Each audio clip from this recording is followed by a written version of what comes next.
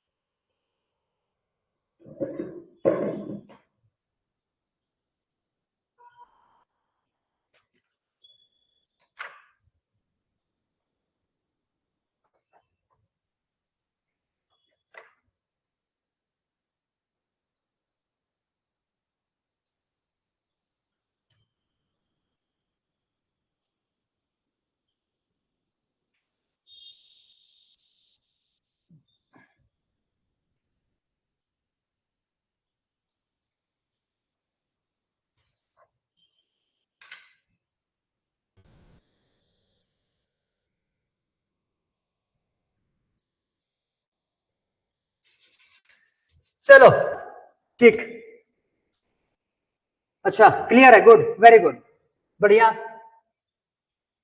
तो आज हम लोग चालू करने वाले हैं ह्यूमन आई। ठीक है, आज हम लोग का जो टॉपिक रहेगा ये हो जाएगा साइंस में फिजिक्स का हम लोग का अगला जो चैप्टर है ह्यूमन आई।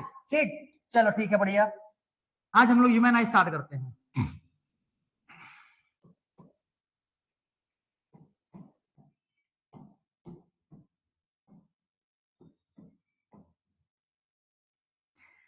तो देखो, ह्यूमन आई जो है ये हम लोग का रिफ्लेक्शन वाला जो चैप्टर था, रिफ्लेक्शन एंड रिफ्रैक्शन, तो उसमें से रिफ्रैक्शन में जो हम लोगों ने लेंसेज पढ़े हुए थे, ठीक है, उसी के कॉन्सेप्ट पे बेस्ड है ये हम लोग का आई पूरा का पूरा। ठीक, तो ह्यूमन आई की अगर बात करते हैं तो ये पुराने जमाने पे कैमरा आया करता था। ठीक है, पुराने जमाने में जो कैमरा आता था वो शटर वाले कैमरा होते थे, और क्या अब तो इलेक्ट्रॉनिक कैमरा आ चुके हैं जिसमें कि पूरे के पूरे स्क्रीन वगैरह लगे हुए रहते हैं।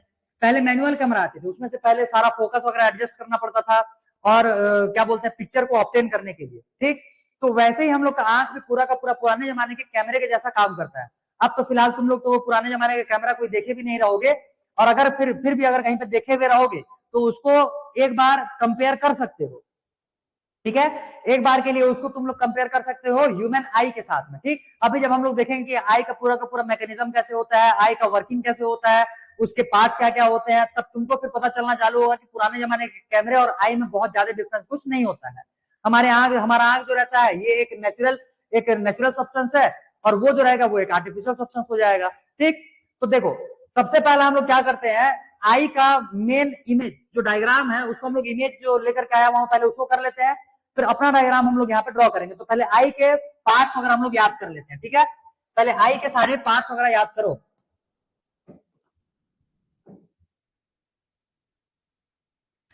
देखो, तो पहले मैं तुमको एक एज्यूम करवा रहा हूं, एज्यूम करने का कोशिश करना, फिर डायग्राम हम लोग निकालने वाले हैं।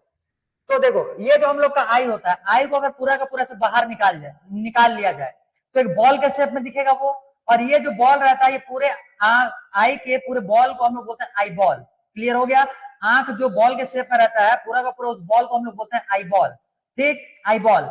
अब ये देखना, आंख में व्हाइट कलर का पूरा पोर्शन बना हुआ है, सिर्फ ये सामने में थोड़ा सा जो है ये ब्लैक रहता है, बाकी पूरा का पूरा चारों तरफ से आंख जो रहेगा ये तुम्हारा कैसा रहेगा, व्हाइटिश अपीयर होता है, व्हाइट कलर का ही तुमको देखने के लिए मिलेगा। ये जो व्हाइट कलर का पूरा आंख में जो पार्ट रहता है इसको हम लोग बोलते हैं स्क्लेरा। इसको बोलते हैं स्क्लेरा, SCLER। अभी देखेंगे भी उसको डिटेल में, इसको बोलेंगे स्क्लेरा। क्लियर, उसके बाद समझो, आंख के ये जो सामने वाला पार्ट रहता है, ये जो सामने वाला पार्ट जो तुमको डार्क कलर में दिख रहा होगा, या तो ब्लैक या ब्राउन या फिर जो भी डार्क कलर में दिख रहा होगा, उसके सामने में जैसे हम लोग के मोबाइल में क्या लगाते हैं, हम लोग एक टेम्पर्ड ग्लास लगाते हैं ताकि उसका स्क्रीन प्रोटेक्टेड रहे। ठीक, सेम वैसे ही आंख के सामने में पूरा का पूरा एक टेम्पर्ड ग्लास लगा हुआ रहता है, उसको बोलते हैं हम लोग कॉर्निया। उसको बोलते हैं हम लोग कॉर्निया। कॉर्निया जो रहता है वो आंख का टेम्पर्ड ग्लास होता है, आंख का टेम्पर्ड ग्लास होता है। क्लियर, तो तीन चीजें याद हो गया, तीन चीजें। पहला, एक पूरा का पूरा आंख को बोला जाएगा आई बॉल, व्हाइट वाला जो पोर्शन दिखता है इसको हम लोग बोलते हैं स्क्लेरा, और उसके बाद पूरे के पूरे सामने में एक टेम्पर्ड ग्लास टाइप का एक प्रोटेक्टिव लेयर लगा हुआ रहेगा आंख में, इसको हम लोग बोलेंगे, क्या नाम बोले थे इसको, याद करो जल्दी, क्या नाम बोले थे, अभी अभी नाम बताया हूं,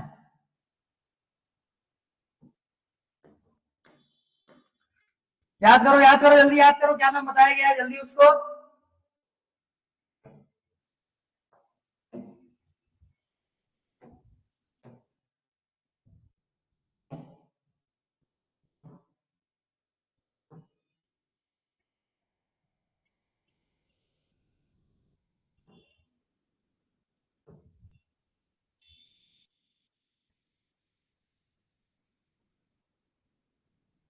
ठीक, अब दिख रहा है। एक सेकंड रुको, मेरे को लाइट्स ऑफ करने दो, शायद तक ठीक ठाक दिखे ढंग से। हाँ, लाइट्स ऑफ करने के बाद, हाँ, अब डायग्राम, वेट, इसमें तब भी नहीं आ रहा है। हाँ हाँ, कॉर्निया है। चलो, तो देखो, लाइट ऑफ करने पे भी, लाइट ऑफ करने से डायग्राम ढंग से क्लैरिटी नहीं आ पा रहा है। लाइट ऑन करके देखो इसको ध्यान से।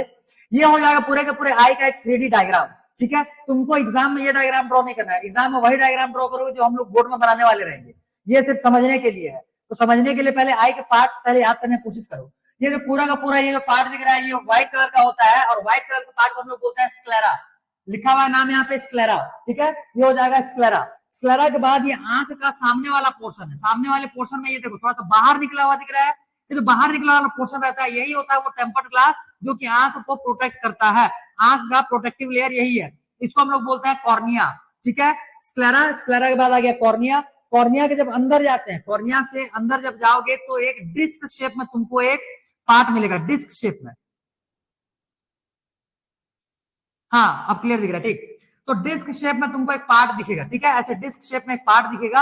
अगर हम लोग फ्रंट, सामने से अगर देखते हैं, फ्रंट व्यू ऑफ आई अगर हम लोग लेकर के चलेंगे, तो ध्यान से समझो इसमें। देखो ये कैसे दिखने वाला है। ये जैसे मान लो आंख का सामने वाला पार्ट हो गया, आंख का फ्रंट पार्ट। एक सेकंड, इसमें डायग्राम कलर चेंज करने दो, रुको। हाँ, ये दिख रहा है। ये मान लो तुम्हारे आंख को हम लोग फ्रंट साइड से देख रहे हैं, फ्रंट व्यू ऑफ द आई है।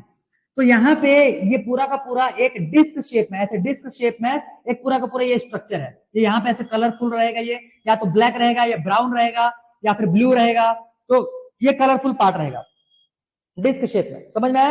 ये जो डिस्क शेप में पार्ट दिख रहा है, इसी को हम लोग बोलते हैं यहाँ से, वेट, इसमें तो हाँ ये दिया है आइरिस। ठीक, इसका नाम बोलता है आइरिस। आइरिस जो रहता है, यही आंख के कलर को डिस्क्राइब करता है। आंख का कलर का डिसीजन जो रहता है, वो आइरिस के थ्रू होता है। जैसे किसी का आंख देख करके हम लोग बोलते हैं कि ब्राउन आई है, किसी का आंख देख करके बोलते हैं ब्लैक आई है, किसी का आंख देख करके बोलेंगे ब्लू आई है। ठीक, तो ये जो डिफरेंट टाइप्स के आई के कलर होते हैं, ये सिर्फ और सिर्फ पता चलता है ये आइरिस को देख करके। ये जो डिस्क शेप में ये पूरा का पूरा स्ट्रक्चर दिख रहा है, यही होता है, इसी से आंख का कलर हम लोग बताते हैं। इसका जो कलर रहता है, हम लोग आंख का उसी कलर, आंख को हम लोग उसी कलर का मानते हैं। ठीक है, तो ये हो जाएगा आइरिस। आइरिस के बीचों बीच में देखो एक छोटा सा होल दिख रहा है। आइरिस के बीचों बीच में एक होल दिख रहा है, इसी होल को बोला जाता है प्यूपिल। ये आइरिस जो है, आइरिस के बीचों बीच एक छोटा सा होल रहता है, उस छोटे से होल को हम लोग बोलते हैं प्यूपिल। इसको बोलेंगे हम लोग प्यूपिल। प्यूपिल जो रहता है, ये एक पैसेज होता है। पैसेज मतलब लाइट को पास होने के लिए रास्ता प्रोवाइड करने वाला। ठीक, कॉर्निया, सॉरी कॉर्निया नहीं, आइरिस। ये जो आइरिस देखे हुए थे, ये प्लेट लाइक स्ट्रक्चर होता है, ऐसे प्लेट लाइक स्ट्रक्चर होता है। ये ऐसे कॉन्ट्रैक्ट भी करता है, मतलब छोटा भी होता है, और ऐसे करके डायलेट भी करेगा, मतलब फैलेगा। क्लियर, डायलेशन भी होता है, मतलब फैलता भी है, और साथ साथ एक कॉन्ट्रैक्ट करता है, मतलब इसका साइज छोटा भी होता है। अब ध्यान से समझो, अगर ये पूरा का पूरा आइरिस ऐसे करके कॉन्ट्रैक्ट कर गया, आइरिस अगर पूरा का पूरा ऐसे करके कॉन्ट्रैक्ट कर गया, तो बीच में जो होल रहता है, इस होल का साइज क्या हो जाएगा? छोटा। इसका मतलब प्यूपिल का साइज जो है ये छोटा हो जाएगा। वहीं अगर ये आइरिस अगर एक्सपेंड कर जाता है, अगर ये डायलेट कर जाएगा, डायलेट करने की वजह से ये जो बीच का रास्ता है, बीच का रास्ता भी ज्यादा खुलेगा। जब ये ज्यादा ओपन हो जाता है, तो बीच में जो प्यूपिल है उसका साइज जो है वो इंक्रीज कर जाएगा। क्लियर, तो आइरिस का मेन फंक्शन क्या है बोलने से, प्यूपिल के साइज को कंट्रोल करने का काम करता है। अभी कुछ मत लिखो, अभी सिर्फ सुनो और याद करने की कोशिश करो। अभी एक एक करके पूरा डिटेल में लिखेंगे सबको। आइरिस का ये काम समझ में आ गया? आइरिस का काम जो रहता है, ये प्यूपिल के साइज को बैलेंस करने का, उसको मेंटेन करने का, उसको इंक्रीज या फिर डिक्रीज करने का ये काम करता है प्यूपिल। अब प्यूपिल जो है, ये प्यूपिल का क्या काम होगा बोलने से, प्यूपिल जो रहता है, ये किस अमाउंट में लाइट को हमारे आंख में एंटर करवाना है, ये डिसाइड करेगा प्यूपिल। ठीक है, ये डिसाइड करेगा प्यूपिल। अगर प्यूपिल ज्यादा खुला हुआ रहेगा, इसका मतलब ज्यादा अमाउंट पे लाइट एंटर करेगा हमारे आंख में।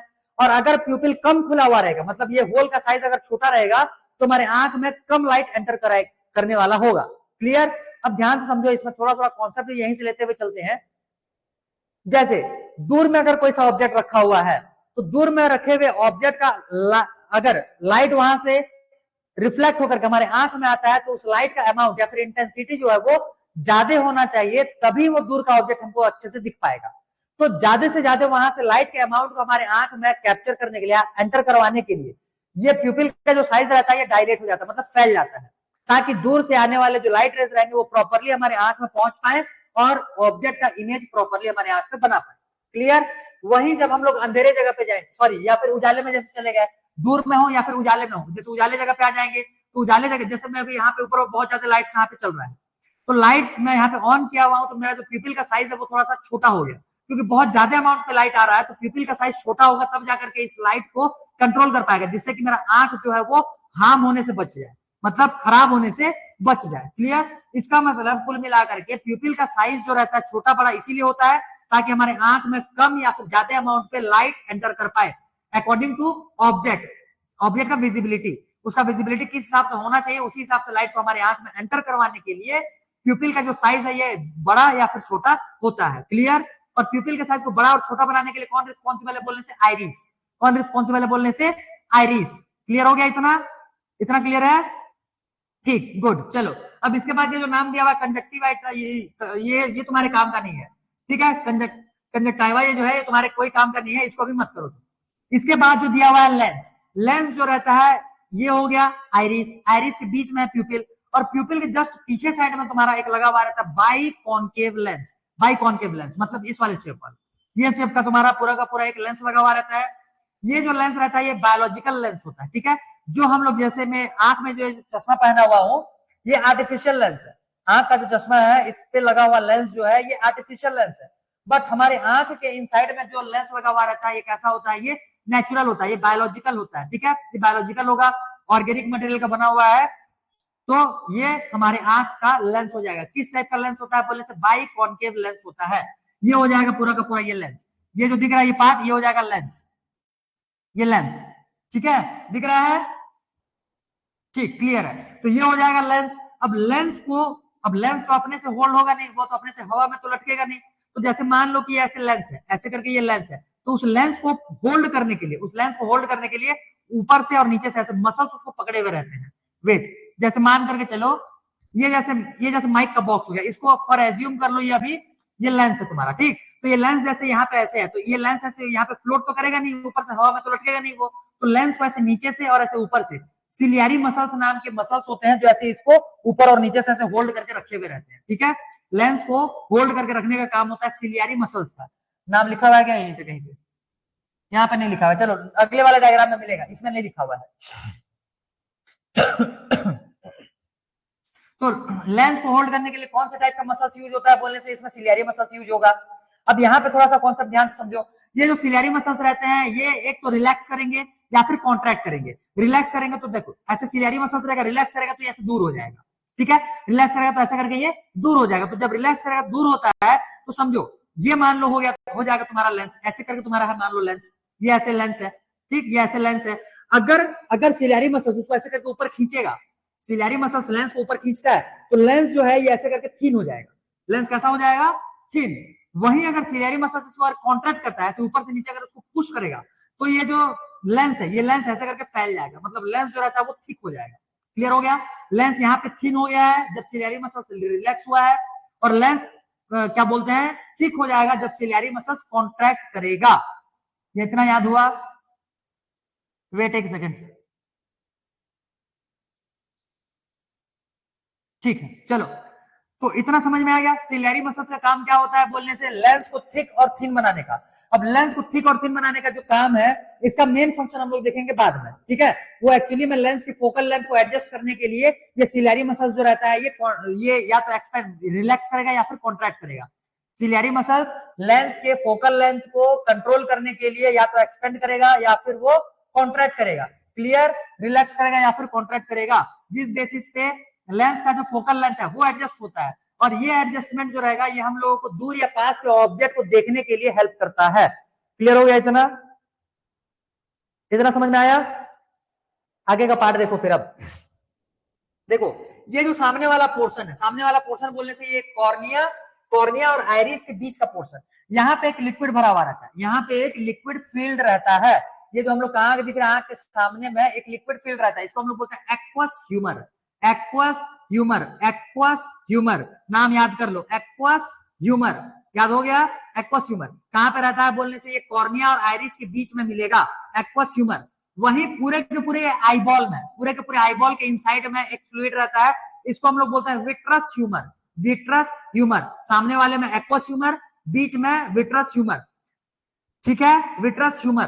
तो सामने का काम क्या है बोलने से, ये आंख को प्रोटेक्शन देने का काम करता है, और वहीं ये जो इनसाइड में ये जो विट्रस ह्यूमर है, इसका काम क्या है बोलने से, ये आंख को, आईबॉल का प्रॉपर शेप मेंटेन करेगा।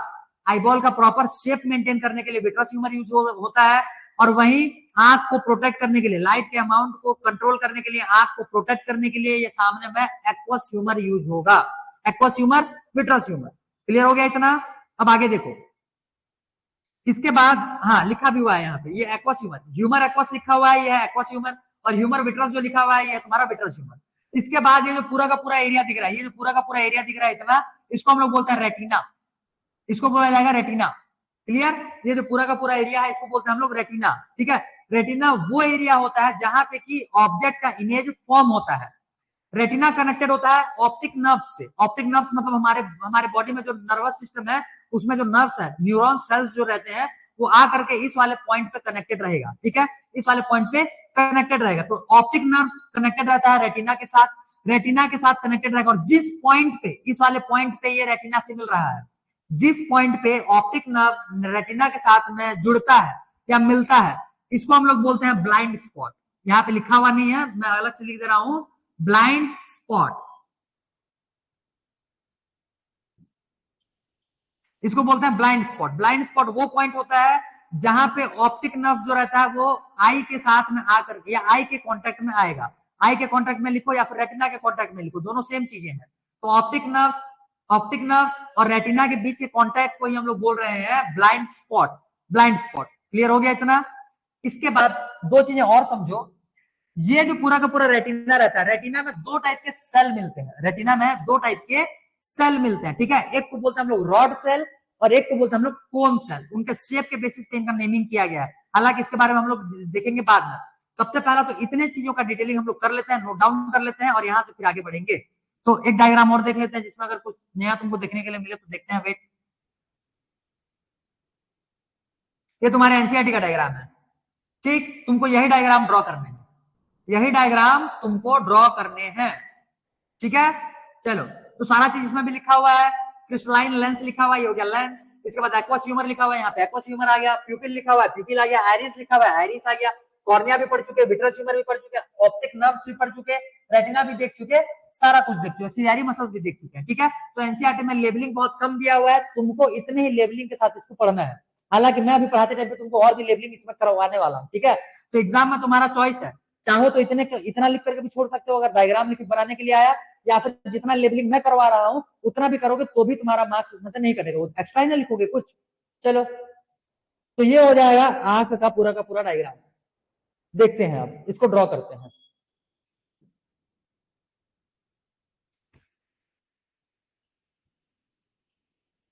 देखो, तो आई का डायग्राम को ड्रॉ करने की कोशिश करो, जल्दी जल्दी, साथ साथ बनाते चलो तो होगा।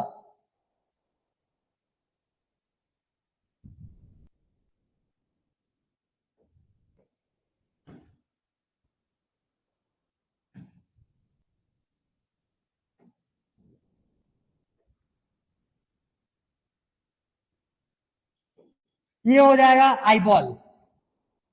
आईबॉल में इस साइड में निकलेगा ये ऑप्टिक नर्व्स। ये हो जाएगा पूरा का पूरा आईबॉल।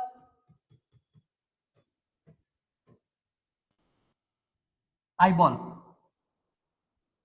ये आ जाएगा पूरा का पूरा ऑप्टिक नर्व्स।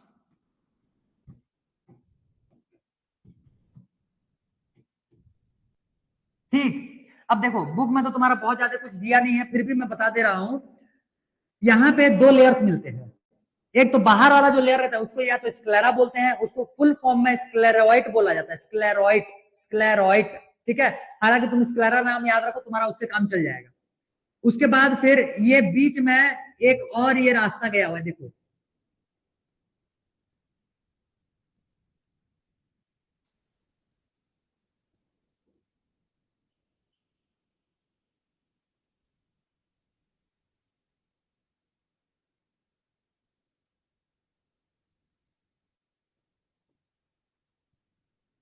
ठीक, एक सेकंड रुको, मेरे को पीछे से थोड़ा देखने दो इसको।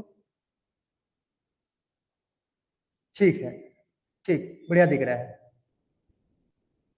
ठीक है, देखो, अब देखो इसमें से लेबलिंग आगे देखते हैं। सबसे ऊपर वाले लेयर को क्या बोल रहे थे? स्क्लेरा। ये हो गया स्क्लेरा। ये जो बीच में रास्ता दिख रहा है, ये जो बीच में खाली जगह दिख रहा है तुमको, इसको बोलते हैं कोरोइड। Choroid, choroid. देखो समझो, एक एक का मैं फंक्शन भी यहीं पे बताता चल रहा हूँ। स्क्लेरा जो है ये आउटर मोस्ट लेयर हो जाएगा आई का। इसके बाद कोरोइड जो है ये इनर मोस्ट रीजन होता है, लेयर नहीं, इनर मोस्ट, सॉरी इनर नहीं, सेकंड लेयर होता है। अब देखो ये जो लेयर रहता है ये खाली लेयर होता है। खाली लेयर होता है मतलब इसमें कुछ नहीं है, ऐसा नहीं है। इसके अंदर में ब्लड वेसल्स जाते हैं। इसके अंदर में क्या जाएंगे बोलने से? Blood vessels. अब आंख को भी तो ब्लड का रिक्वायरमेंट होगा, इसको भी बहुत जाते हैं, न्यूट्रिएंट्स, प्रोटीन्स, विटामिन का रिक्वायरमेंट है। तो उसको तो कोई क्या बोलना चाहिए, हम लोग ऐसे हाथ से तो इसको प्रोवाइड करेंगे नहीं कोई सा भी न्यूट्रिएंट्स। जो भी न्यूट्रिएंट्स हमारे बॉडी के किसी भी पार्ट्स को मिलता है वो थ्रू ब्लड वहां पे आता है। तो ब्लड आने के लिए ब्लड वेसल्स भी आना पड़ेगा वहां पे। तो ब्लड वेसल को हम लोग आंख के बाकी पार्ट्स में नहीं लेकर जाते हैं। ये जो ब्लैक स्पेस दिख रहा है, खाली स्पेस जो दिख रहा है, इसी स्पेस में जिसको बोलते हैं कोरोइड। कोरोइड में क्या रहता है बोलने से? ब्लड वेसल्स यहाँ पे रहेंगे। क्लियर? सामने वाला पार्ट ये जो दिख रहा है ये टेम्पर्ड ग्लास हो जाएगा। इसको बोल रहे थे क्या? कॉर्निया। ये हो गया कॉर्निया। कॉर्निया के बाद फिर यहाँ पे दिखने के लिए मिलेगा, वेट,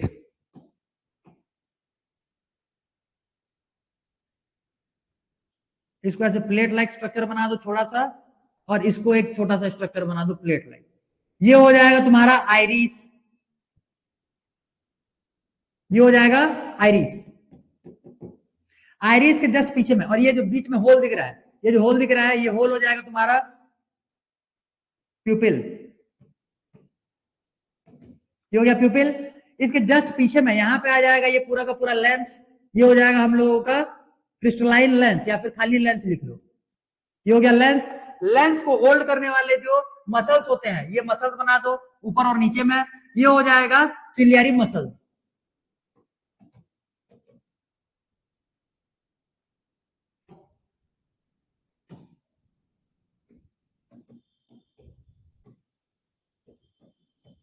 सिलियरी मसल्स हो गया, ये लेंस हो गया, सिलियरी मसल्स हो गया। अब पीछे वाला ये जो पार्ट है, ये जो पार्ट है, ये वाला, इसको बोलेंगे हम लोग ब्लाइंड स्पॉट। इसको बोलेंगे ब्लाइंड स्पॉट, ब्लाइंड स्पॉट। और ये जो पूरा का पूरा रीजन दिख रहा है, ये जो पूरा का पूरा रीजन दिख रहा है, इसको बोलेंगे हम लोग रेटिना। इसको बोलेंगे रेटिना। क्लियर? इतना लेबलिंग करो जल्दी फटाफट, इतना लेबलिंग करो जल्दी फटाफट, फिर यहां से आगे बढ़ेंगे।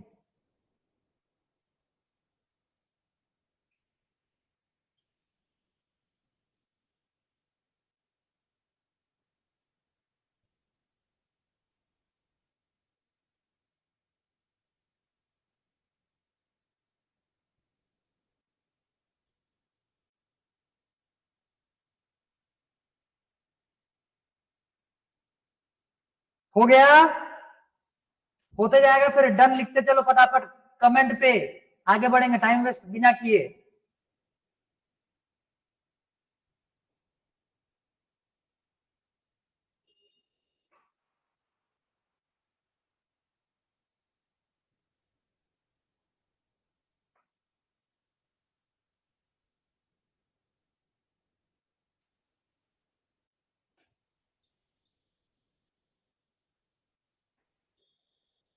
Done done done, good.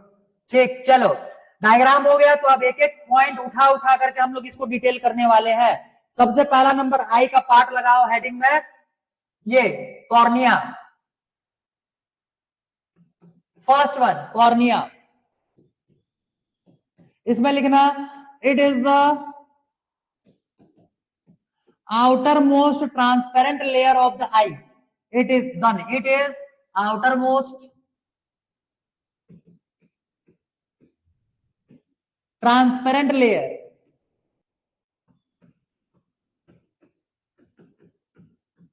of eye, of the eye। ठीक है? which allows light to enter in the eye।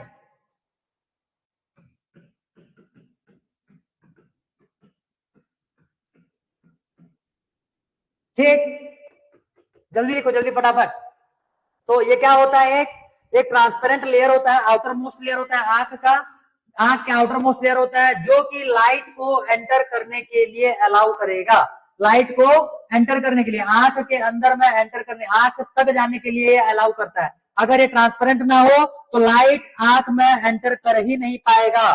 Clear, समझ में आ गया? चलो अब सेकंड वन हम लोग लिखेंगे आइरिस के बारे में, तो लगाओ सेकंड वन आइरिस लिखना। It is a disc shape, disc shaped colored part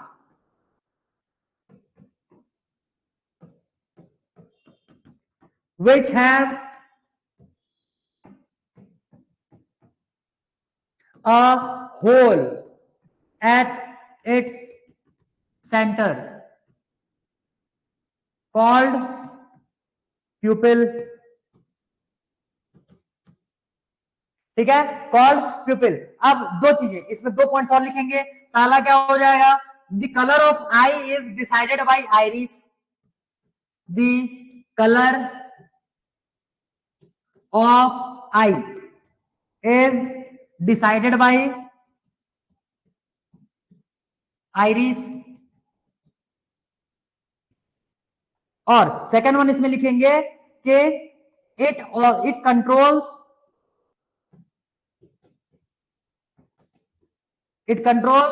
the size of pupil, it controls the size of pupil। लिखो, इतना जल्दी लिखो फटाफट, जल्दी जल्दी नोट डाउन करो, फिर नए पेज में लिखेंगे। ये पेज खत्म हो गया।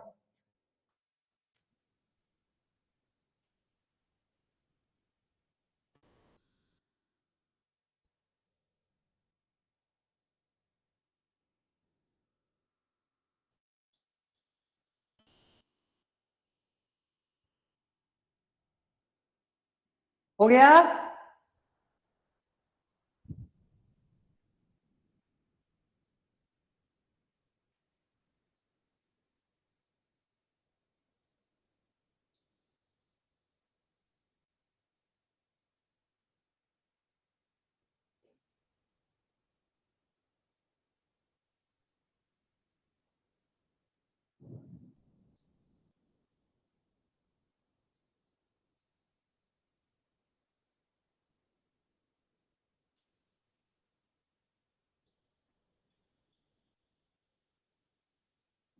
लिखो लिखो लिखो, जल्दी लिखो, जल्दी। डन डन डन, ठीक, जल्दी करो, जल्दी। आधे लोग को हो चुका, जल्दी करो।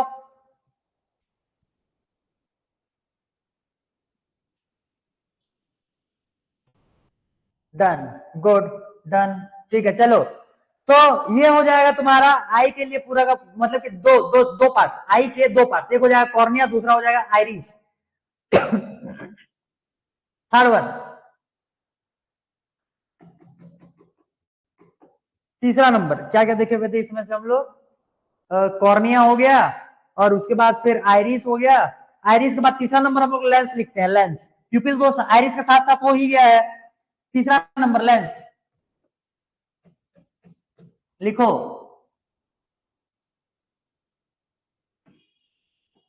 Human I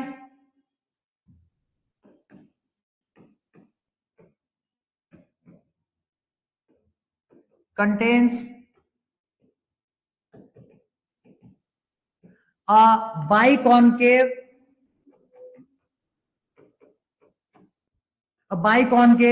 biological lens,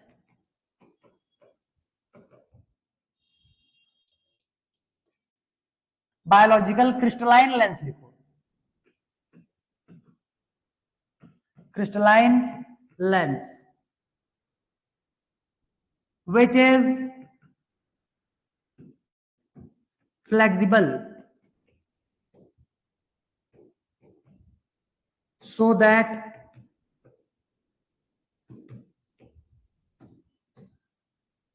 which is flexible so that it can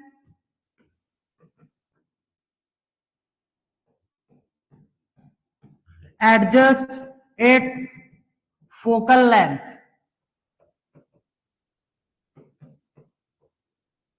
so that it can adjust its focal length by itself.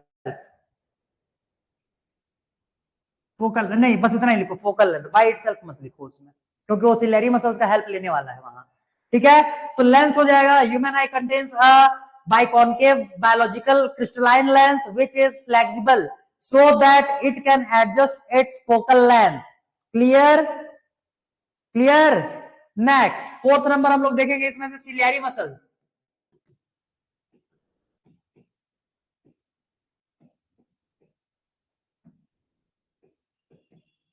Ciliary muscles, ठीक, देखो ciliary muscles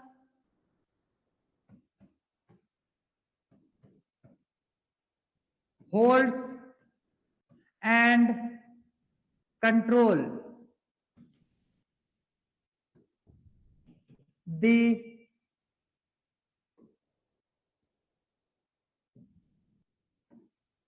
hold and control the size and focal length of the lens of the lens for vision of for vision of far and near objects, for vision of far and near objects।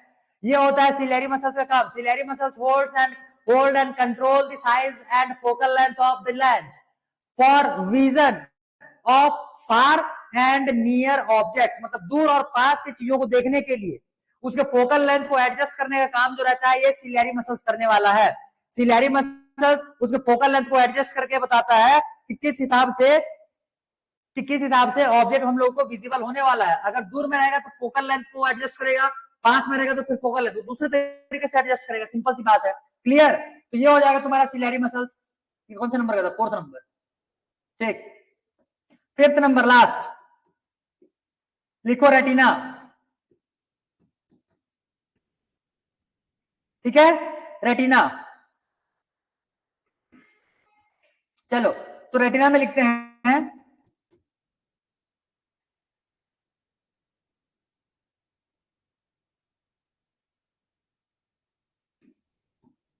Retina, एक second रुको, इसका statement क्या लिखा जाए, ऐसे लिखो, it a it is like a screen where image of the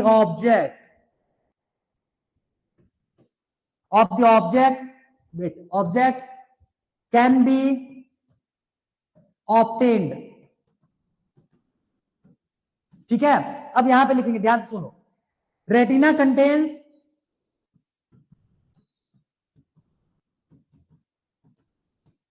to types of cells.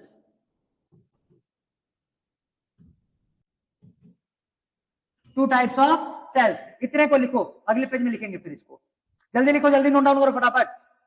Retina contains two types of cells. Retina contains two types of cells. Retina दो type के cells इसमें मिलेंगे तुमको देखने के लिए। लिखो इतना जल्दी, नेक्स्ट पेज में फिर लिखना पड़ेगा।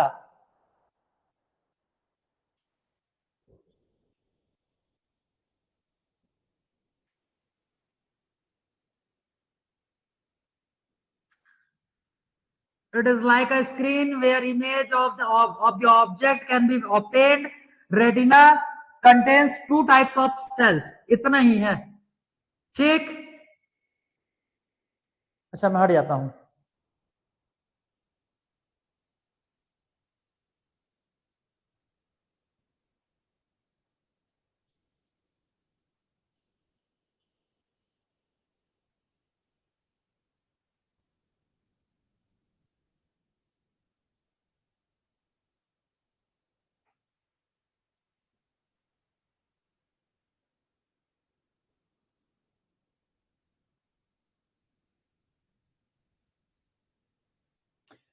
डन हो गया।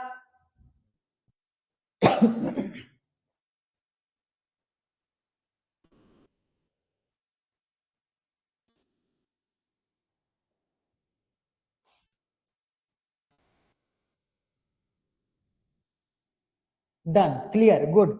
चलो, तो ये हो जाएगा तुम्हारा दो टाइप के रेटिना के पास सेल्स होते हैं। अब उन सेल्स के बारे में थोड़ा सा देख लेते हैं, देखो ध्यान से। पहला नंबर सेल जो रहेगा इसको हम लोग बोलेंगे रॉड सेल। इसका शेप की वजह से रॉड शेप का ये सेल होता है, रॉड शेप, ठीक। और सेकंड वन हम लोग बोलेंगे इसको कोन कोन सेल।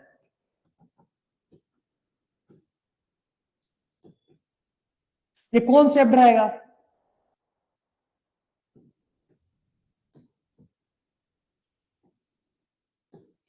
ये कोन शेप हो जाएगा, ये रॉड शेप हो जाएगा, सिंपल।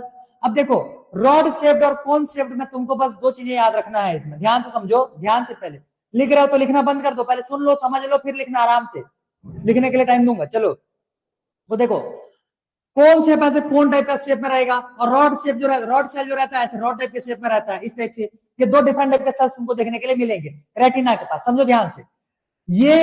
ये जो कोन सेल दिख रहा है, ये रिस्पॉन्सिबल होता है for colour, responsible for colour. और ये जो रहता है ये रिस्पॉन्सिबल फॉर होता है light.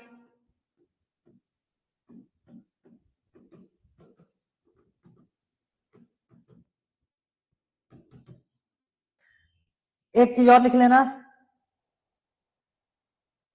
it is like a screen where image of the objects can be formed. Retina contains two types of cells. फिर इसमें,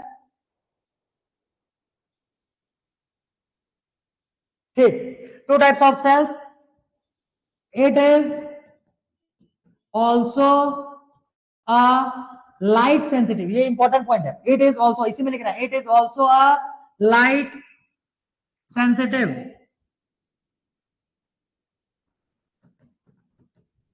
sensitive region. It is also a light sensitive region, ठीक है। जो screen रहता है ये लाइट सेंसिटिव रीजन रहता है, लाइट वहां पे आएगा तो वो सेंस करेगा उसको, ठीक है। तो इसीलिए इसको बोला जाता है light sensitive region, light sensitive area या फिर लाइट सेंसिटिव रीजन। अब देखो, दो टाइप के सेल्स हम लोग देखे हुए थे। अब आंख के रेटिना के पास ये दो टाइप के सेल मिलते हैं। जब जब सामने से आने वाला जो लाइट रहता है, लाइट अगर कलरफुल आ रहा है तो उसको कलर को आइडेंटिफाई करना पड़ेगा हमको। तो कलर को आइडेंटिफाई करने के लिए जिस सेल का हम लोग यूज करते हैं वो होता है कोन सेल, ठीक है। टू आइडेंटिफाई द कलर्स, इसके लिए हम लोग यूज करेंगे कोन सेल, ठीक। और वही अगर लाइट, जैसे मान लेते हैं अभी मैं यहाँ पे हूँ तो ज्यादा लाइट आ रहा है, वही अगर मैं इन लाइट्स को अगर मैं ऑफ कर देता हूँ तो यहाँ का लाइट का अमाउंट कम हो जाएगा, लेकिन तो मेरे को तो पता चलेगा ना कि यहाँ का लाइट का अमाउंट जो है वो कम हो गया है, समझ में आया। अगर मैं यहाँ के लाइट्स को ऑफ करता हूं तो मेरे को ये पता चल जाएगा कि यहाँ के लाइट्स जो है वो ऑफ हो चुके हैं या लाइट का अमाउंट जो है वो कम हो चुका है। तो उस लाइट को सेंस करने के लिए भी कोई सा एक पार्ट होना चाहिए। तो लाइट के इंटेंसिटी को सेंस करने के लिए जो हमारा सेल होता है वो होता है रॉड सेल, जो कि लाइट के इंटेंसिटी को सेंस करने वाला है। और लाइट के कलर को सेंस करने के लिए यूज करते हैं हम लोग कोन सेल, ठीक है। लाइट के कलर को सेंस करने के लिए कोन सेल, और लाइट के इंटेंसिटी को सेंस करने के लिए रॉड सेल। अब यहाँ पे समझो ध्यान से, अगर अगर अगर हमारे आंख में जो कोन सेल लगा हुआ है ये अगर मान लो काम करना बंद कर दे, अगर कोन सेल काम नहीं करेगा तो जाहिर सी बात है ये कलर को आइडेंटिफाई करने में हेल्प कर रहा था। तो अगर कोन सेल खराब होते हैं आंख में से, तो जो भी आदमी जिसका भी आंख में से कोन सेल खराब हो जाएगा वो कलर कलर को आइडेंटिफाई नहीं कर पाएगा, ठीक। कलर आइडेंटिफाई वो नहीं कर पाएगा, और जिसका कोन सेल खराब रहता है उस आदमी को हम लोग कलर ब्लाइंड बोलते हैं, कलर ब्लाइंड। और जो बीमारी हो जाएगा वो हो जाएगा कलर ब्लाइंडनेस का, कलर ब्लाइंडनेस का उसको बीमारी हो जाएगा और उस आदमी को बोला जाएगा कलर ब्लाइंड। और रिस्पॉन्सिबल कौन सा पार्ट है बोलने से तुम्हारा हो जाएगा cone cell, cone cell, clear इतना। दूसरा समझो, कुछ लोग रहते हैं जिनको कि दिन के टाइम में तो ठीक ठाक दिखता है लेकिन रात जैसे ही हो जाता है फिर दिखना कम हो जाता है। रीजन क्या है बोलने से, दिन के टाइम में सनलाइट का प्रॉपरली लाइट मिलते रहता है, सनलाइट के थ्रू लाइट प्रॉपरली मिलते हुए रहता है, तो इस वजह से प्रॉपर अमाउंट में लाइट जो है वो हमारे आंख तक पहुंच जाता है, ठीक। जिस वजह से दिन के टाइम में तो सारे ऑब्जेक्ट्स या सारे कुछ जो सब्सटेंसेस रहेंगे वो क्लियरली विजिबल हो जाएंगे, लेकिन जैसे ही इवनिंग या फिर रात का टाइम आता है तो सनलाइट जाने के बाद उतने अमाउंट में फिर हमारे आंख में और लाइट नहीं मिल पाएगा, क्लियर। और तब के केस में जो ऑब्जेक्ट्स रहते हैं वो प्रॉपरली विजिबल ही नहीं हो पाते। तो दिन के टाइम में तो ठीक दिखेगा, रात के टाइम में ठीक तरीके से दिखेगा ही नहीं। तो जिस भी इंसान का रॉड सेल खराब होता है उसको हम लोग बोलेंगे नाइट ब्लाइंड। नाइट ब्लाइंड, उसको रात में ठीक से नहीं दिखाई देता है, दिन में ढंग से दिखाई देता है। तो नाइट ब्लाइंडनेस किसकी वजह से होता है बोलने से? रॉड सेल की वजह से। और कलर ब्लाइंडनेस किसकी वजह से होता है बोलने से? कोन सेल की वजह से। क्लियर है इतना? रॉड सेल की वजह से नाइट ब्लाइंडनेस और कोन सेल की वजह से कलर ब्लाइंडनेस तुमको देखने के लिए मिलेगा। चलो तो इसके लिए लिख लेते हैं यहां पे रॉड सेल लिखना है इसमें, it is responsible for sense of intensity of light.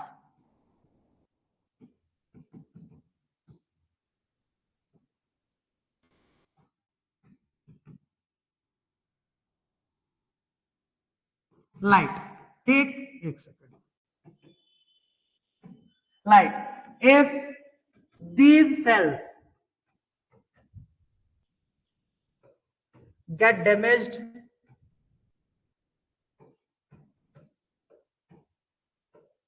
if these cells get damaged, then we cannot see the objects properly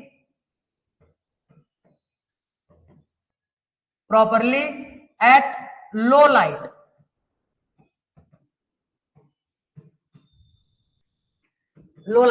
And this disease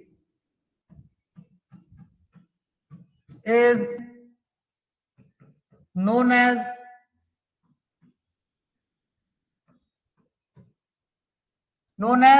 night blindness.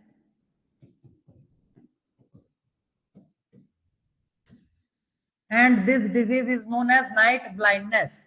अब लिखेंगे कौन सेल के लिए? सेम चीजें। चलो देखो जल्दी फटाफट। It is responsible for the sense of color of the light. It is responsible for the sense of color of the light.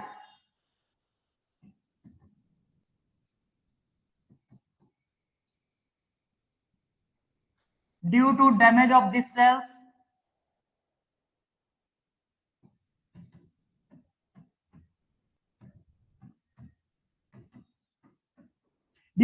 damage of these cells, a person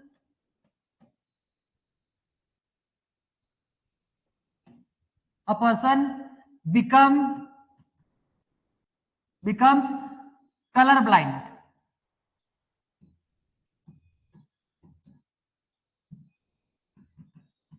A person become color blind. चलो लिखो इतना फटाफट।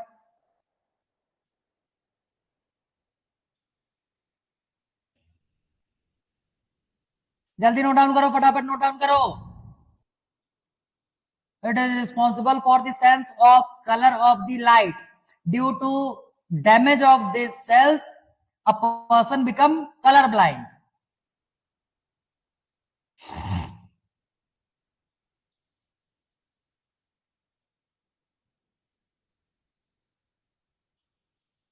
हो गया?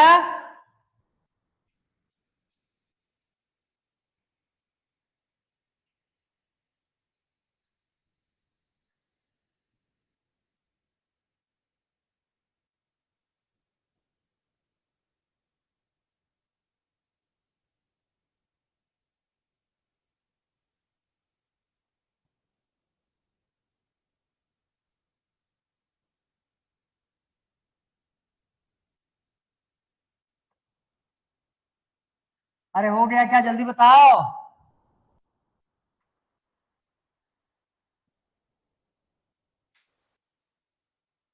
Done, good. चलो अब इसके बाद देखो एक लास्ट पॉइंट बचा हुआ है। कितने पॉइंट्स हो गए थे हमारे?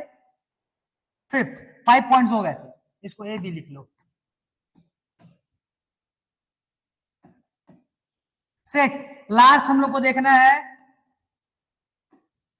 Optic nerves.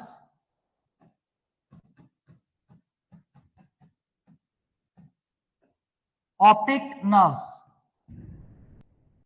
ऑप्टिक नर्व्स लिखो इसमें, optic nerves, these are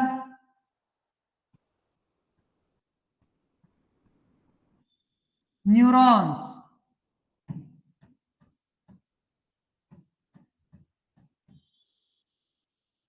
these are neurons which trans which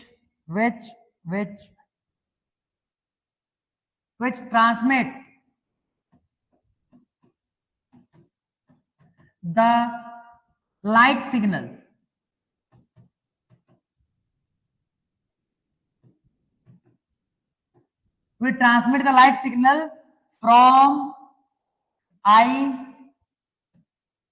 to brain, from eye to brain. ठीक है, ये लिखना है इसमें, फ्रॉम आई टू ब्रेन। ये न्यूरॉन्स जो रहते हैं ये सिग्नल को, लाइट सिग्नल को ट्रांसमिट करने का काम करेंगे फ्रॉम आई टू ब्रेन। आंख से ब्रेन तक इसको लेकर के जाया जाएगा और वहां पे फिर इसको क्या किया जाता है, डिकोड किया जाता है। डिकोड, आंख में उसको डिकोड किया जाता है। ठीक है, लिखो जल्दी लिखो।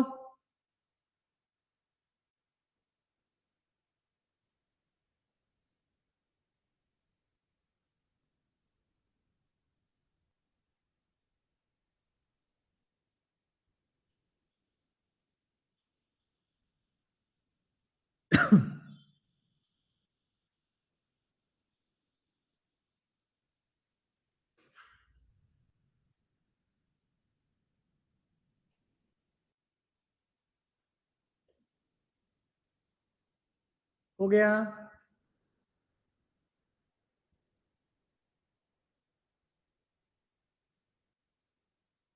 डन। चलो ठीक, तो अब हम लोग देखते हैं, थोड़ा सा इसके आगे बढ़ते हैं। और अब अगला हेडिंग लगा लो तुम लोग, वर्किंग ऑफ आई।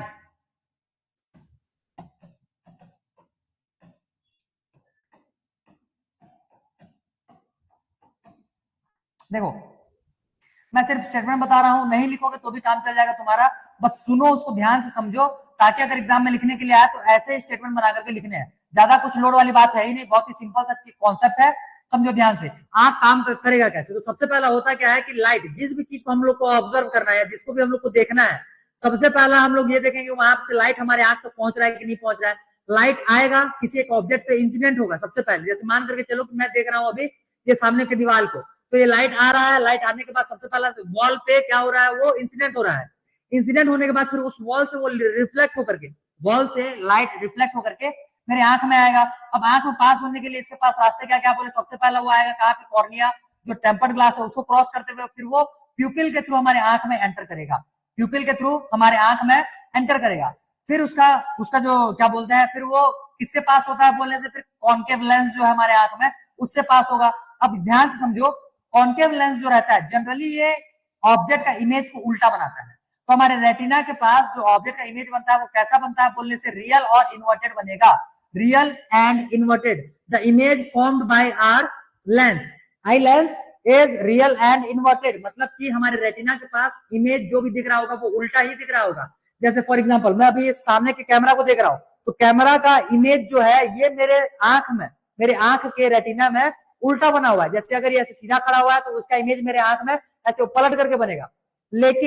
लेकिन ये जो ऑप्टिक नर्व्स देखे हुए थे, ऑप्टिक नर्व्स जो थे ये उसी सिग्नल को लेकर के पहुंचेगा ब्रेन के पास में, और ब्रेन में फिर हमारे यहाँ पे पीछे में होता है ऑक्सीपिटल लोब। जब हम लोग ब्रेन पढ़ेंगे कंट्रोल एंड कोऑर्डिनेशन, तब वहां पे बताऊंगा। हमारे यहाँ पे क्या होता है, ऑक्सीपिटल लोब होता है। ये लोब जो रहता है ये दिखे हुए विजुअल चीजों को ये डिकोड करने का काम करता है। मतलब जो भी डायग्राम, जो भी इमेज हम लोगों ने देखा हुआ था उसका उल्टा इमेज बना हुआ है हमारे रेटिना के पास। अब ऑप्टिक नर्व उसको लेकर जाएगा ब्रेन के पास में, और ब्रेन में उसका क्या करेगा, उसको डिकोड करके उसका सीधा इमेज बनाएगा। समझ में आया? जब उसका सीधा इमेज बनाएगा तो हम लोग को ऐसा अपीयर होता है कि ऑब्जेक्ट जो हम लोग देख रहे हैं वो सीधा देख रहा है, जबकि ऐसा नहीं होता। जब भी हम लोग ऑब्जेक्ट को देखते हैं तो उसका इमेज जो रहता है वो हमारे रेटिना के पास उल्टा बनता है। क्लियर हो गया? तो ये हो जाएगा तुम्हारा working mechanism of I, sorry working mechanism नहीं, वर्किंग ऑफ आई। मैकेनिज्म तो देखेंगे अभी बाद में, ठीक है। वर्किंग ऑफ आई, तो आंख कैसे काम करता है बोलने से, लाइट किसी भी एक ऑब्जेक्ट पे इंसिडेंट होगा, ऑब्जेक्ट पे इंसिडेंट होकर के वो वहां से रिफ्लेक्ट होगा, रिफ्लेक्ट होकर जब वो हमारे आंख में आता है तो थ्रू कॉर्निया एंड प्यूपिल वो हमारे लेंस तक पहुंचेगा। लेंस जो रहता है वो उस ऑब्जेक्ट का real and virtual image retina पे बनाता है। रेटिना से कनेक्टेड रहेगा तुम्हारा ऑप्टिक नर्व, ऑप्टिक नर्व उसी इमेज को ऑप्टिक नर्व सिग्नल के फॉर्म में लेकर के जाएगा ब्रेन के पास, और ब्रेन उसी इमेज को डिकोड करके एक्चुअल फॉर्म में हमको बताएगा। क्लियर हो गया? ये होता है तुम्हारा working of eye. Working of eye इसमें लिखने के लिए कोई जरूरत वैसे है नहीं, क्योंकि एग्जाम में वर्किंग ऑफ आई को डिटेल करने के लिए तुमको देगा ऐसा चांस बहुत कम है, और अगर दिया भी तो जितना भी मैं तुम लोग को बताया हुआ हूं इसी को स्टेटमेंट बना बना करके तुमको लिखने हैं। वर्किंग ऑफ आई में अगर किसी को डाउट है तो जल्दी डाउट करके लिखो, तो उसको मैं लिखवाऊंगा, और अगर क्लियर हो गया वर्किंग ऑफ आई लिख लोगे अगर खुद से, हाँ तो फिर यहां से आगे बढ़ेंगे। जल्दी बताओ, जल्दी जल्दी बताओ, वर्किंग ऑफ आई में अगर किसी को डाउट है तो डाउट लिखो कमेंट पे, तो उसको लिखवाऊंगा, पूरा नोट डाउन करवाऊंगा। अदरवाइज अगर लिख लोगे डाउट क्लियर है, हाँ तो फिर अगले टॉपिक पे आगे बढ़ेंगे हम लोग।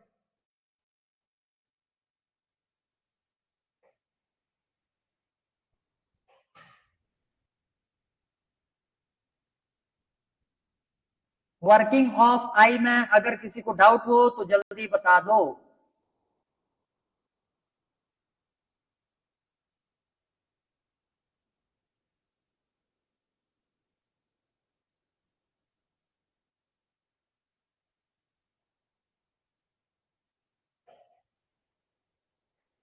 चलो गुड, हो जाएगा clear, good, very good, very good, चलो बढ़िया, बहुत बढ़िया। अगर कर लोगे तो बहुत बढ़िया। वर्किंग ऑफ आइज बहुत इजी है, सीधा सीधा बस स्टेटमेंट में लिखना है। इंसिडेंट किसी भी ऑब्जेक्ट पे आता है, रिफ्लेक्ट होकर हमारे आंख में जाएगा थ्रू कॉर्निया एंड प्यूपिल, ठीक है, थ्रू कॉर्निया एंड प्यूपिल, और जैसे ही वो लेंस से पास होता है, लेंस उसका इन्वर्टेड और रियल इमेज हमारे रेटिना पे बनाएगा। रेटिना पे बने हुए रियल और इन्वर्टेड इमेज को ऑप्टिक नर्व जो है वो उसको ट्रांसमिट करके लेकर जाएगा ब्रेन के पास में, और ब्रेन में फिर इसी रियल और इन्वर्टेड इमेज को डिकोड करके या प्रोसेस करके एक्चुअल इमेज जो रहता है वो हमारा ब्रेन हमको बताता है, ठीक है, गुड। चलो अब यहां से हम लोग आगे बढ़ते हैं। तो देखो इसके बाद तुमको एक रीजनिंग टाइप का क्वेश्चन पूछा जा सकता है कि जब भी हम लोग जैसे मूवी थिएटर में जाते हो कभी कभार, तो होता क्या है कि जैसे मूवी थिएटर में एंटर करते हो तो पूरा का पूरा थिएटर तुमको अंधेरा दिखेगा, लेकिन जब 5 या 7 मिनट उसके अंदर में बैठ जाते हो तो थोड़ा सा भी अगर लाइट आता है कहीं से भी, वो जो डिम लाइट वहां पे जलते हुए रहते हैं, सिर्फ उतने ही लाइट से पूरा का पूरा तुमको थिएटर दिखना चालू हो जाता है 5-10 मिनट के बाद में। क्लियर? तो समझो ध्यान से, ये होता क्यों है बोलने से, ये होता है हमारे ये जो आयरिस दिख रहा है, आयरिस के एडजस्टमेंट की वजह से। तो ध्यान से समझो, जब हम लोग ऐसे एरिया में रहते हैं जहां पे लाइट बहुत ज्यादा रहता है, जैसे मूवी थिएटर में जाने से पहले हम लोग बाहर में घूमते रहते हैं, और बाहर का जो एरिया रहता है वहां पे लाइट अच्छे खासे अमाउंट पे अवेलेबल होता है। तो अच्छे खासे अमाउंट पे लाइट जो अवेलेबल होता है उसको कंट्रोल्ड अमाउंट पे हमारे आंख के अंदर में भेजने के लिए आयरिस का जो साइज है वो छोटा हो जाता है। भेजे में घुसा इतना ज्यादा लाइट को कंट्रोल्ड फॉर्म में या कंट्रोल्ड अमाउंट पे हमारे आंख के अंदर में भेजने के लिए आयरिस का जो साइज रहता है वो छोटा हो जाता है। तो उसी छोटे आयरिस के साथ में हम लोग एंटर जब करते हैं किसी मूवी थिएटर में, जब किसी मूवी थिएटर में छोटे आयरिस के साथ में, अब आयरिस का साइज छोटा है तो प्यूपिल का साइज भी छोटा हो जाएगा, तो प्यूपिल का साइज भी तब क्या रहता है, छोटा रहता है। जब हम लोग छोटे प्यूपिल के साथ में जब एंटर करते हैं मूवी थिएटर या फिर हॉल में, तो वहां पे बहुत कम अमाउंट पे लाइट होता है, बहुत कम अमाउंट पे लाइट होता है, और उतना जो कि अमाउंट होता है लाइट का वो सफिशिएंट नहीं होता है हमारे आसपास में हमको देखने के लिए, ठीक। जो डिम लाइट होता है वो हमारे लिए सफिशिएंट नहीं हो पाता कि हम लोग हमारे आसपास की चीजों को वहां पे देख पाए। तो ज्यादा से ज्यादा अमाउंट पे लाइट को एंटर करवाने के लिए अब प्यूपिल को क्या होना पड़ेगा, डायलेट होना पड़ेगा, उसको फैलना पड़ेगा। तो ये हमारे पूरे आंख का जो सिस्टम रहता है एक बायोलॉजिकल सिस्टम है, ये तुरंत तुरंत होगा नहीं, इसको कॉन्ट्रैक्ट करने के लिए, एक्सपेंड करने के लिए थोड़ा सा टाइम लगता है, ठीक है। तो इस वजह से जब हम लोग मूवी थिएटर में एंटर करते हैं तो हमारा जो प्यूपिल है वो धीरे धीरे करके डायलेट होता है, और हमारा जो विजिबिलिटी है वो तुरंत ना आकर के धीरे धीरे करके आता है। तो रीजन क्या होता है बोलने से तुमको ये बताना पड़ेगा कि प्यूपिल जो रहता है जब हम लोग बाहर में होते हैं तो प्यूपिल का साइज छोटा होता है, जिससे कि कंट्रोल्ड फॉर्म में लाइट हमारे आंख में एंटर कर पाए। वहीं जब हम लोग थिएटर में एंटर करते हैं, मूवी हॉल में एंटर करते हैं, तो कम अमाउंट में लाइट होता है वहां पे, जो कि हमारे साइज जो प्यूपिल साइज रहता है उस टाइम पे वो सफिशिएंट होता नहीं है ज्यादा से ज्यादा लाइट को हमारे आंख में एंटर करवाने के लिए। जिससे कि हमारे आसपास के जो सब्सटेंस या ऑब्जेक्ट्स रहते हैं वो हमको क्लियरली विजिबल नहीं होते हैं। धीरे धीरे करके जब हम लोग उस अंदर में रहते हैं तो थोड़े टाइम पास होने के बाद जो प्यूपिल का साइज रहता है धीरे धीरे करके डायलेट होना चालू होगा, और डायलेट जब हो जाता है मतलब जब फैल जाता है तो ज्यादा अमाउंट में लाइट हमारे आंख में ये एंटर करता है, तो डिम लाइट में भी पूरे के पूरे थिएटर का हर एक ऑब्जेक्ट हमको अच्छे से विजिबल हो जाता है। क्लियर हुआ ये? तो ये होता है तुम्हारा एक कॉन्सेप्ट, रीजनिंग का एक कॉन्सेप्ट है, और रीजनिंग का एक क्वेश्चन है, ये जनरली पूछा जा सकता है। तो इस कॉन्सेप्ट को भी अच्छे से दिमाग में बिठा लो कि जब हम लोग बाहर में रहते हैं तो हम लोग को सभी चीजें अच्छे से दिखता है, लेकिन जैसे ही हम लोग मूवी थिएटर में एंटर करते हैं तो हम लोगों को चीजों का विजिबिलिटी जो है वो कम क्यों हो जाता है। तो इसके लिए तुमको प्यूपिल के साइज को इंक्रीज और डिक्रीज करके कॉन्सेप्ट बनाने हैं, और उसी कॉन्सेप्ट के बेसिस पे तुमको इसको पूरा का पूरा डिस्क्राइब करना है। आया समझ में ये? तो ये मूवी थिएटर वाला जो कॉन्सेप्ट है ये किसको समझ में नहीं आया जल्दी बताओ, और समझ में आ गया तो सब लोग क्लियर लिखो जल्दी फटाफट।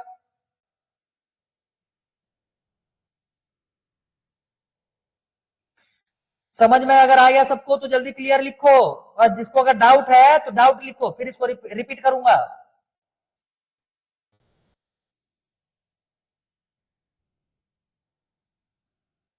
Clear clear clear, very good, ठीक, कोई डाउट नहीं है। हाँ चलो, कोई डाउट नहीं है मतलब पूरा क्लियर हो चुका है।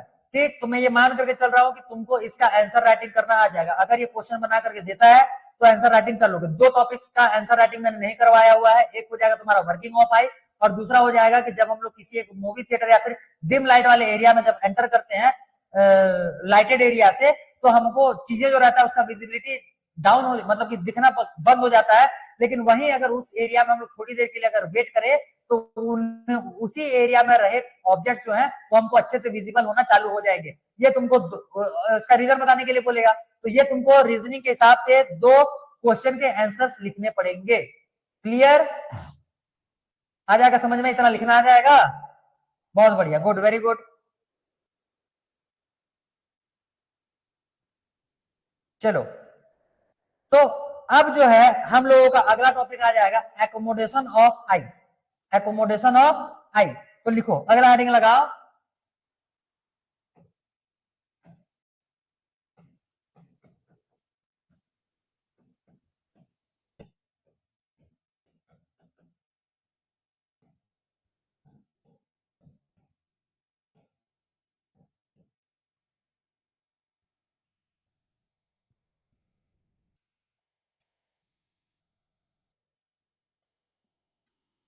देखो, एकोमोडेशन ऑफ आई का मतलब क्या होता है समझो ध्यान से। ये जब जो हम लोग प्रीवियस वाला कॉन्सेप्ट देखे हुए थे वो आई का एकोमोडेशन नहीं था, वो था आई आई का लाइट को एंटर करने के लिए, लाइट को आई आंख के अंदर लेने के लिए जो कंट्रोल होता है वो कॉन्सेप्ट था प्रीवियस वाला। ठीक है, मतलब उसमें लाइट को किस अमाउंट पे अंदर लेना है उसके लिए कॉन्सेप्ट देखे हुए थे हम लोग पहले में, अभी पहले। क्लियर? अब जो है यह accommodation of eye. Accommodation of eye का मतलब होता है कि जब भी हम लोग किसी पास के ऑब्जेक्ट या फिर दूर के ऑब्जेक्ट को देखते हैं तो इसमें हम लोग का जो लेंस रहता है प्रीवियस कॉन्सेप्ट के हिसाब से प्यूपिल का जो साइज था वो डायलेट कर रहा था, वो कॉन्ट्रैक्ट कर रहा था, मतलब प्यूपिल का साइज छोटा बड़ा हो रहा था जब हम लोग मूवी थिएटर वाले कॉन्सेप्ट को पढ़ रहे थे। अब जब हम लोग दूसरा कॉन्सेप्ट देख रहे हैं, एकोमोडेशन देख रहे हैं, इसमें लेंस का जो साइज है ये थिक और थिन होने वाला है। लेंस का साइज थिक और थिन, इसी फिनोमिना को हम लोग बोलते हैं एकोमोडेशन ऑफ आई। ठीक है, क्या हो जाएगा? The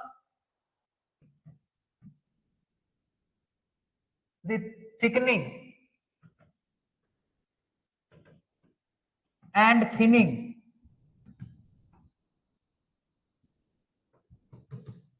thickening and thinning of eye lens, the ability लिखना, the ability of thickening and thinning of eye lens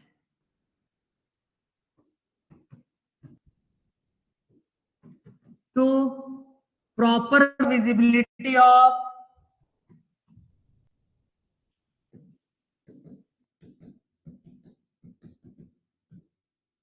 far and near objects.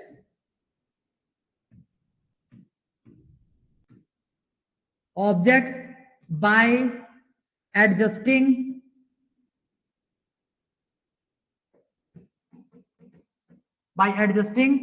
focal length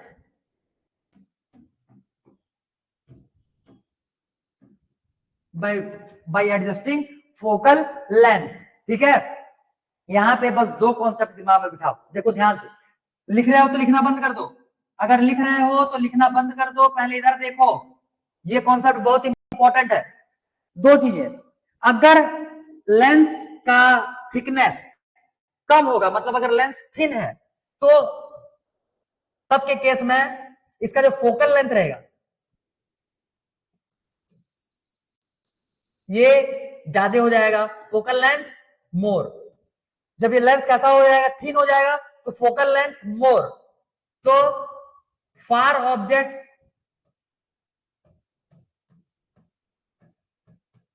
can be visible properly.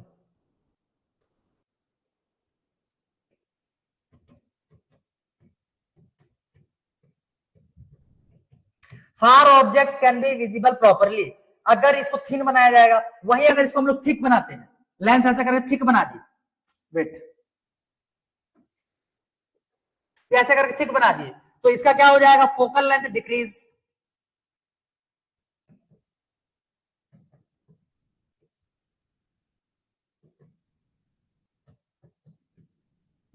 Focal length decrease. So for far objects can be visible properly लिखा हुआ है, इसमें near objects can be visible properly.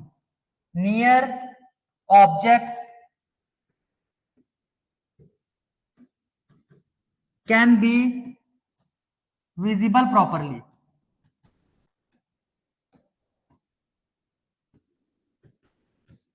तो आंख के lens के इसी phenomena को हम लोग बोलते हैं एकोमोडेशन ऑफ आई। तो ध्यान से समझो, जब भी हम लोगों को अब देखो ध्यान से, अगर हम लोग को ये लेंस को ऐसे बनाना है, लेंस को ऐसे बनाना है, मतलब इसको चपटा बनाना है, मतलब कि उसको मोटा, थिकनेस, तो करेंगे क्या, ऐसे सिलियरी मसल जो रहेगा इसको ऐसे करके नीचे पुश करेगा, नीचे पुश करेगा, सिलियरी मसल उसको ऐसे नीचे करके पुश करेगा। इसका मतलब सिलियरी मसल जो है वो गेट स्ट्रेच्ड। यहाँ पे क्या हो जाएगा, here ciliary muscles get stretched. लिखना एक और पॉइंट इसी में, हियर सिलियरी मसल्स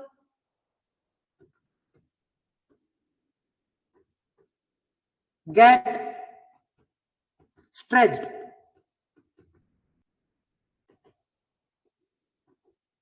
और यहां पे लिखना सिलियरी मसल्स रिलैक्स्ड।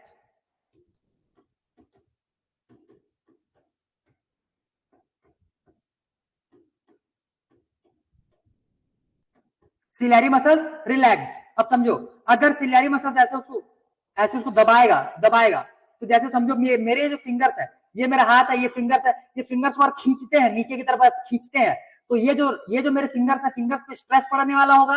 और जब ये फिंगर्स ऐसे नॉर्मल सिचुएशन में है, तो ये ऊपर की तरफ है, ऊपर की तरफ है, तो ये कैसा है, रिलैक्स्ड है, अभी रिलैक्स्ड है। जब ये खिंचाएगा, अब हाथ से तो मैं खींच नहीं पाऊंगा इसको, तो जब ये स्ट्रेच होता है, जब ये स्ट्रेच होता है, तो स्ट्रेच होता है इसका मतलब वो खिंचाता है, जब खिंचाएगा तो ये लेंस को ये दबाएगा, लेंस को दबाता है, तो लेंस का जो थिकनेस रहता है वो बढ़ जाता है, और उसका फोकल लेंथ जो है वो कम हो जाएगा। फोकल लेंथ कम होने की वजह से हम लोग पास के ऑब्जेक्ट्स को क्लियरली देख पाएंगे।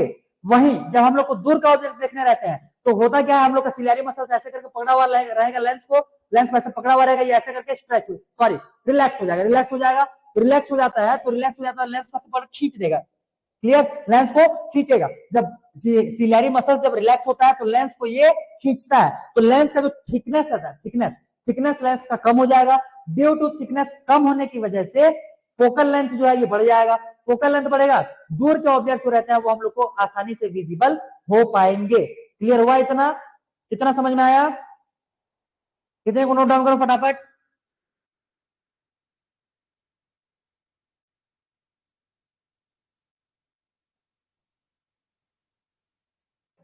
कितने को नोट डाउन करो फटाफट।